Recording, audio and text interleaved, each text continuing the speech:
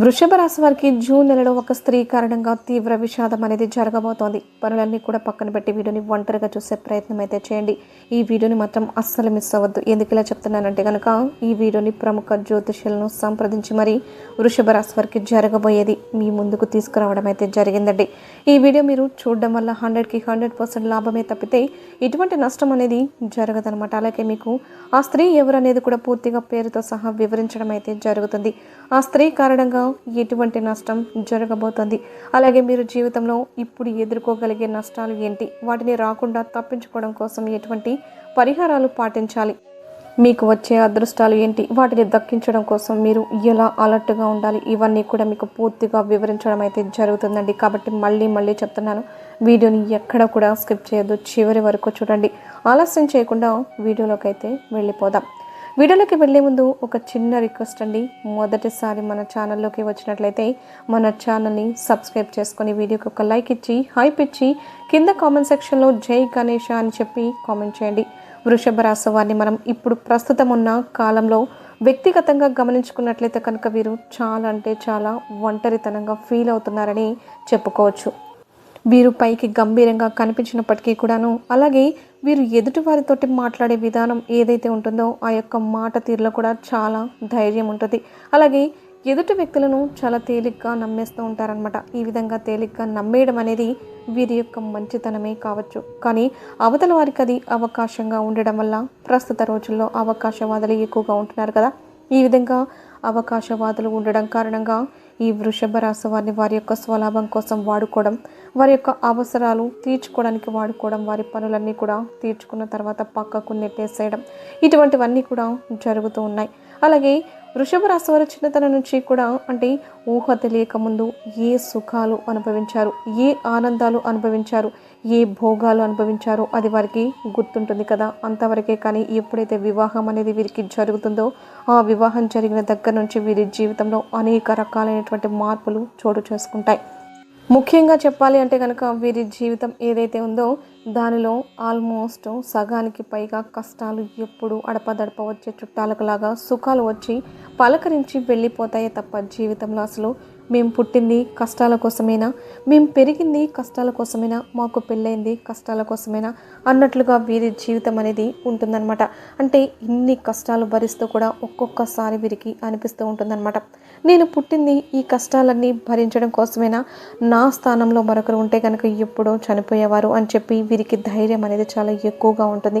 మొండితనం అనేది చాలా ఎక్కువగా ఉంటుంది. ఏదైనా ఒక పని చేయాలి అని చెప్పి నిర్ణయించుకున్నప్పుడు ఆ పని పూర్తయ్యేంత వరకు కూడా పట్టు వదలని విక్రమార్కుల్లాగా ఆ పని కోసం అహర్నిశలు కూడా కష్టపడతారు.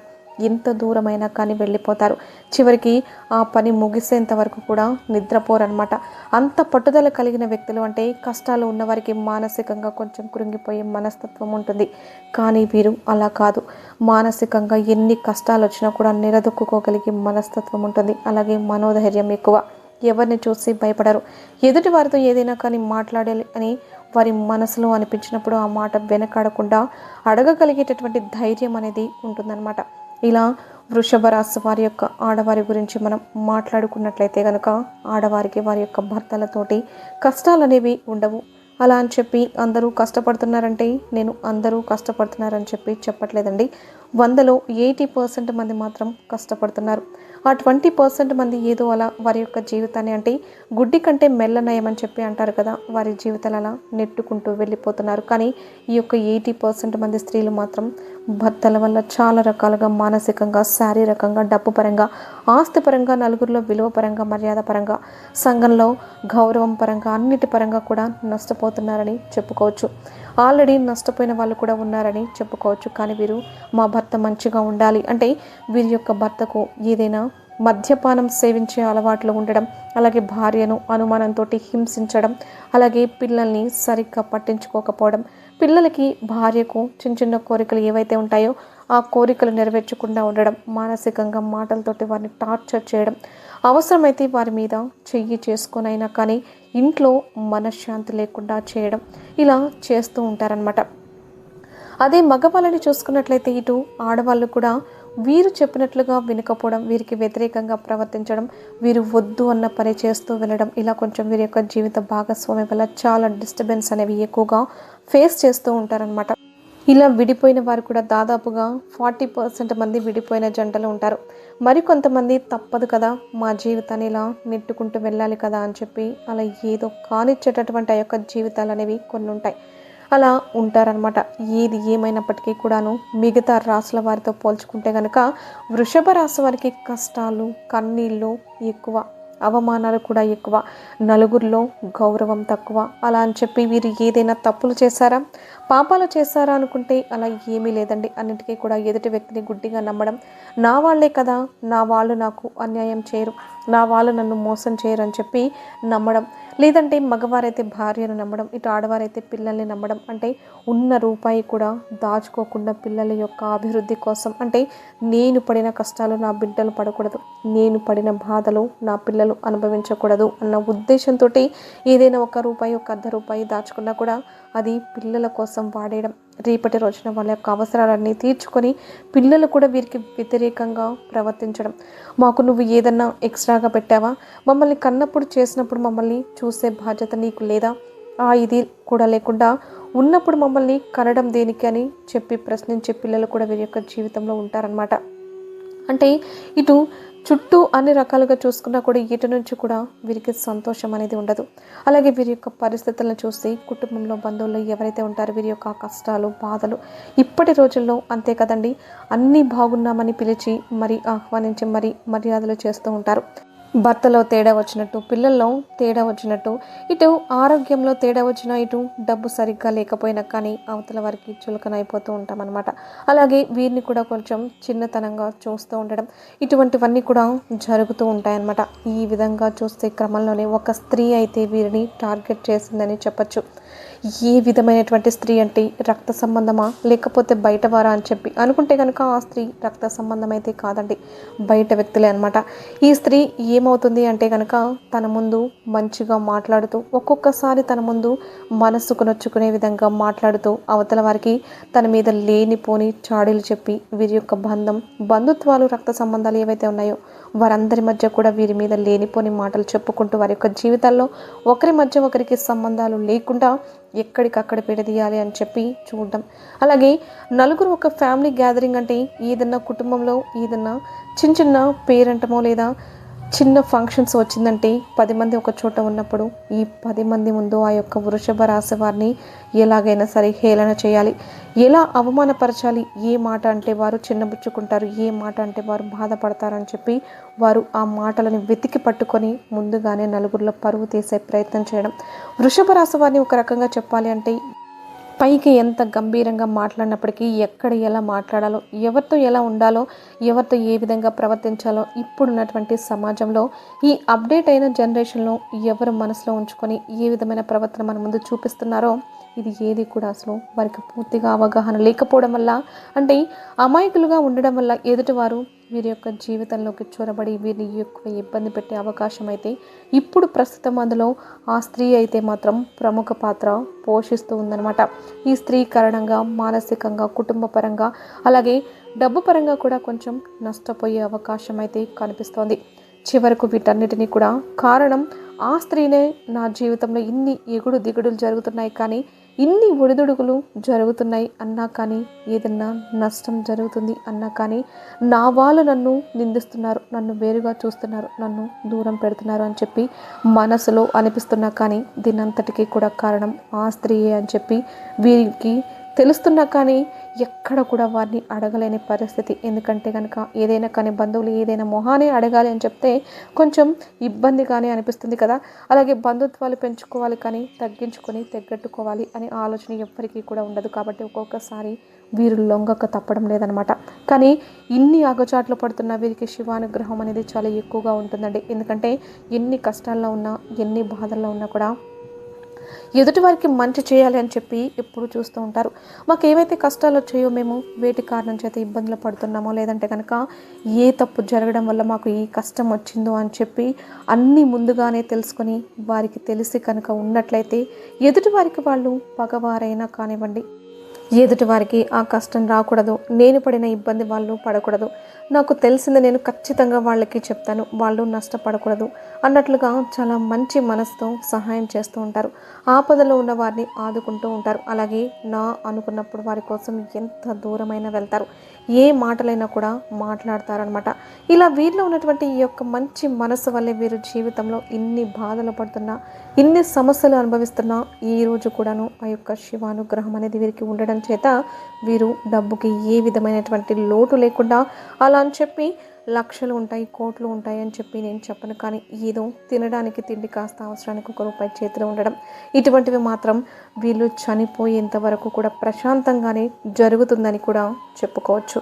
అలాగే ముఖ్యంగా ఇప్పుడున్న ప్రస్తుత కాలంలో మానసికమైనటువంటి ప్రశాంతత లేక ఇబ్బంది పడిపోతూ ఉంటారు కొంతమంది. అది కూడా రక్త సంబంధికుల వల్ల.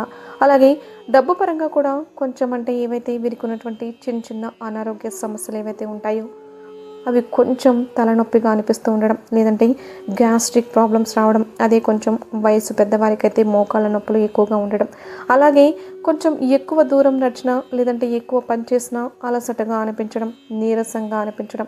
దీనివల్ల ఏమవుతుంది అంటే కనుక ఎక్కువగా అయ్యో నాకు ఇలా అయిపోతుంది, నాకు ఏదైనా జరిగిపోతుందేమో, ఇంత ఇదయ్యాను, చివరిలో కూడా నాకు మనశ్శాంతి లేకుండా పోతుంది, నా ఆరోగ్యం నాకు సహకరించకుండా పోతుంది, ఇలా ఇటువంటి మానసికమైనటువంటి ఆందోళనతోటి ఇబ్బంది పడిపోతూ ఉంటారనమాట. కాబట్టి ముఖ్యంగా వృషభ రాశి వారు ఒక్కటి గుర్తుంచుకోండి, ఎన్ని కష్టాలు వచ్చాయి మీరు జీవితంలో, ఇప్పటి వరకు చూడని కష్టాలు లేవు, మీరు అనుభవించినటువంటి బాధలు లేవు, అలాగే మీకు ఏ వ్యక్తులు మీ ముందు ఏ విధమైనటువంటి ప్రవర్తనను చూపిస్తున్నారు, 4 గోడల మధ్య మీరు లేనప్పుడు ఏ విధమైనటువంటి ప్రవర్తన అయితే చూపిస్తున్నారు, అసలు ఎవరు మీ వాళ్ళు, ఎవరు పరాయి వాళ్ళు అనేది మీకు పూర్తిగా తెలుసు. మీ అనుకున్న వాళ్ళు మీ నుంచి పూర్తిగా దూరం అయిపోవడం, మీతో మాట్లాడకుండా ఉండడం, అలాగే మిమ్మల్ని ఇబ్బందులు పెడుతూ ఉండడం, మాటలతోటి మిమ్మల్ని చిత్రహింసలు చేయడం, ఇటువంటి వాటిని కూడా మీరు భరించారు. ఇప్పుడు ప్రస్తుతం ఏదైతే ఈ యొక్క జూన్ నెల ఏదైతే ఉందో ఈ నెలలో మాత్రం మీరు మీ మనసుతో ఒక్కటే ఆలోచించుకోవాలి, పడ్డంత కాలం పడ్డాం, ఎన్ని కష్టాలు అనుభవించాం, ఎవరు ఎటువంటి వారో పూర్తిగా నాకు తెలిసిపోయింది, ఇప్పటి నుంచైనా కానీ మా సంతోషం నేను చూసుకోవాలి, టైంకి తినాలి, టైంకి పడుకోవాలి, ఎక్కువగా దేని గురించి ఆలోచించకూడదు, దేని గురించి కూడా ఎక్కువగా పట్టించుకోకూడదు, నా ఒంటిని నేను శ్రమ పెట్టుకోకూడదు, ఎవరి కోసం కూడా నేను శ్రమ పడకూడదు, మొహమాట పడకూడదు అని చెప్పి వీరికి వీరు తెలుసుకుని టైంకి తినడం, టైంకి నిద్రపోవడం, ఎక్కువగా దేని గురించి అతిగా ఆలోచించకుండా ఉండడం, ఎక్కడ మాటలు అక్కడ వదిలేసేయడం, మనసులో ఏదీ లేకుండా మనసుని చక్కగా ఏకాంతంగా ఉంచుకోవడం, ఇటువంటివి చేసి కాస్తంత దేవుడిని నమ్ముకొని కనుక మీరు ఉండగలిగితే మీ జీవితంలో చాలా రకాలైనటువంటి అద్భుతమైన మార్పులు అనేవి జరుగుతాయి. అలాగే మీరు ఎప్పటి నుంచో ఒకటైతే కావాలి అని చెప్పి కోరుకుంటూ ఉన్నారు, అది కూడా మీ యొక్క అభివృద్ధి కోసం, మీ యొక్క గౌరవ ప్రతిష్టలు పెరగడం కోసం, సంఘంలో మీకంటూ ఒక గుర్తింపు రావడం కోసం, అదైతే మాత్రం ఖచ్చితంగా ఈ సంవత్సరంలో అయితే జరిగి తీరుతుందండి. అందులో ఎటువంటి లోటు ఉండదు. కాకపోతే దానికోసం ప్రయత్నాలు ఏవైతే చేస్తున్నారో అవి మాత్రం కొంచెం బలంగా చేయండి, ఇక ఎటువంటి ఇబ్బందులు కూడా ఉండవు. అలాగే ముఖ్యంగా జూన్ నెలలో ఒక్క సోమవారం అయినా కానీ ఈశ్వరునికి ఒక చెంబుడు నీటితోటి కానీ, లేదంటే ఆవు పాలు దొరుకుతాయి కదా, ఆవు పాలతోటి కానీ అభిషేకం చేసే శివలింగానికి మీ యొక్క సంకల్పాన్ని కనుక మీరు చెప్పుకున్నట్లయితే ఆ శివయ్య అనుగ్రహంతో మీకు ఉన్నటువంటి ప్రతి ఒక్క సమస్య కూడా పూర్తవుతుంది, మీకు మంచి ఆరోగ్యం అనేది దక్కుతుందనమాట. అలాగే ఎప్పుడైనా కానీ ఒక శనివారం రోజు ఆంజనేయ స్వామి గుడికి వెళ్ళి ఆంజనేయ స్వామి గుడి చుట్టూతా 5 ప్రదక్షిణలు చేసి స్వామివారి యొక్క పాదాల దగ్గర సింధూరాన్ని నుదుటిన ధరించి స్వామివారికి తమలపాకుల మాలను సమర్పించి అక్కడ దేవాలయ ప్రాంగణంలో ఎవరికైనా కానీ పలహారాన్ని కనుక పంచి పెట్టినట్లయితే కనుక మీకున్నటువంటి అప్పుల సమస్యలు, ఆర్థిక ఇబ్బందులు అనేవి ఖచ్చితంగా తొలగిపోతాయి అన్నమాట. అలాగే గురువారం రోజు ఖచ్చితంగా బాబావారి యొక్క దేవాలయంలో ధుని ఉంటుంది కదండి, ఆ ధునిలో మనకి బయట కొబ్బరికాయలు అమ్ముతారు, ఎండు కొబ్బరికాయలు ధునిలో వేయడం కోసం అని చెప్పి ఆ యొక్క ధునిలో కొబ్బరికాయ ఒకటి తీసుకొని, ఎండు కొబ్బరికాయ మీ యొక్క సంకల్పాన్ని చెప్పుకొని ఆ సంకల్పం నెరవేరాలి అని చెప్పి, అలాగే మీ మీద ఉన్నటువంటి నెగిటివ్ ఎనర్జీ పూర్తిగా తొలగిపోవాలి అని చెప్పి ఆ ధునిలో ఖచ్చితంగా మీరు ఆ యొక్క కొబ్బరికాయను వేసి మీరు సంకల్పించుకొని ధుని చుట్టూ 3 ప్రదక్షిణలు అయితే చేయండి. మీరు అనుకున్న కోరిక అనేది ఖచ్చితంగా నెరవేరుతుంది. అలాగే మీరు బయటకు వెళ్ళేటప్పుడు నుదుటిన ఖచ్చితంగా అమ్మవారి యొక్క కుంకుమను కానీ ఆంజనేయ స్వామి యొక్క సింధూరాన్ని కానీ పెట్టుకునే ప్రయత్నం అయితే చేయండి. దీనివల్ల మీకు ఉన్నటువంటి నరదిష్టి నెగిటివ్ ఎనర్జీ ఎవరైతే మీ యొక్క పతనం కోరుకునే వాళ్ళు ఉంటారో వారి యొక్క ఏడుపులు అవి ఇవి ఏవి కూడా మీ దరి చేరకుండా ఉంటాయన్నమాట. అలాగే ప్రతి అమావాస్య రోజు రాళ్ల ఉప్పుతోటి కానీ ఎర్ర నీళ్ళతోటి కానీ దిష్టి తీసివేసుకునే ప్రయత్నం అయితే చేయండి. అలాగే గురువారం రోజు కానీ లేదంటే బుధవారం రోజు కానీ రావి చెట్టు వేప చెట్టు కలిసి ఉన్న దగ్గర ఒక చెంబుడు నీటిని పోసి పసుపు కుంకుమ పూలతో పూజించుకొని అక్కడ మీరు ఆవు నేతితోటి దీపారాధన చేసుకోండి. దీనివల్ల మీకున్నటువంటి మీ యొక్క కుటుంబంలో ఏవైతే సమస్యలు ఆర్థిక ఇబ్బందులు ఉన్నాయో అవన్నీ కూడా పూర్తిగా తొలగిపోతాయి అన్నమాట. అలాగే నల్ల నువ్వులను 1 కేజీ తీసుకుని ఎవరికైనా పంతులు గారికి నల్ల నువ్వులను దానం అయితే చేయండి. దీనివల్ల మీ జీవితంలో ఏదైతే ఆ యొక్క చెడు నెగిటివ్ ఎనర్జీ ఉంటుందో లేదంటే కనుక శని ప్రభావం వల్ల మీరు పడుతున్నటువంటి కష్టాలు ఏవైతే ఉన్నాయో అవి పూర్తిగా తొలగిపోతాయి. రాహుకేతు దోషాలు కూడా పూర్తిగా తొలగిపోతాయి అన్నమాట. కాబట్టి ఇది ఖచ్చితంగా చేసుకోండి. అలాగే ముఖ్యంగా ఎప్పుడైనా కానీ ఒక్కటి గుర్తుంచుకోండి, ఒక శనివారం రోజు అంటే శని త్రయోదశి రోజు చేస్తే ఇంకా మంచిది. శనివారం రోజు నువ్వుల నూనె తీసుకుని వెళ్ళి నువ్వుల నూనెని శని భగవానుడికి అంటే మనకి నవగ్రహాల్లో శని గ్రహం దగ్గరికి వెళ్ళి నువ్వుల నూనెతోటి అభిషేకం చేసి కాస్తంత అంటే నువ్వులు బెల్లం కలిపిన లడ్డుని నైవేద్యంగా సమర్పించి నువ్వుల నూనెతోటి దీపారాధన చేయండి. దీనివల్ల మీకు చాలా వరకు కూడా సమస్యలు అనేవి తగ్గుతాయి అన్నమాట. ఇలా మీ జీవితంలో చిన్న చిన్న మార్పులు చేసుకుంటూ ఇలా చిన్న చిన్న పరిహారాలు చేసుకుంటూ మీరు మంచిగా ఉంటే ఈ నెల రోజులు కూడా ఎటువంటి ఇబ్బందులు అనేవి ఉండవు, ఎటువంటి సమస్యలు మీకు ఉండవు. హ్యాపీగా లైఫ్ అనేది ముందుకైతే వెళ్ళిపోతుందండి. ఏ కష్టాలు మీరు పట్టించుకోకండి. అర్థమైంది కదా? మరి వృషభ రాశి వారికి వీడియో నచ్చిందని అనుకుంటున్నాను. నచ్చింది అనిపిస్తే ఖచ్చితంగా ఒక లైక్ ఇవ్వండి. లైక్ ఇచ్చిన వెంటనే హైప్ అనే ఆప్షన్ వస్తుంది, హైప్ ఇవ్వండి. కింద కామెంట్ సెక్షన్లో జై గణేష్ అని చెప్పి కామెంట్ చేయండి. మొదటిసారి మన ఛానల్లోకి వచ్చినట్లయితే కనుక మన ఛానల్ని సబ్స్క్రైబ్ చేసుకొని సపోర్ట్ చేయండి. ఆ బుజ్జి గణపై ఆశీస్సులు మీ మీద మీ కుటుంబ సభ్యుల మీద ఎల్లకాలం ఉండాలని చెప్పి మనస్ఫూర్తిగా కోరుకుంటూ సర్వేజన సుఖినో భవంతు. ధన్యవాదాలండి. జై భోలో గణేష్ మహారాజ్కి జై.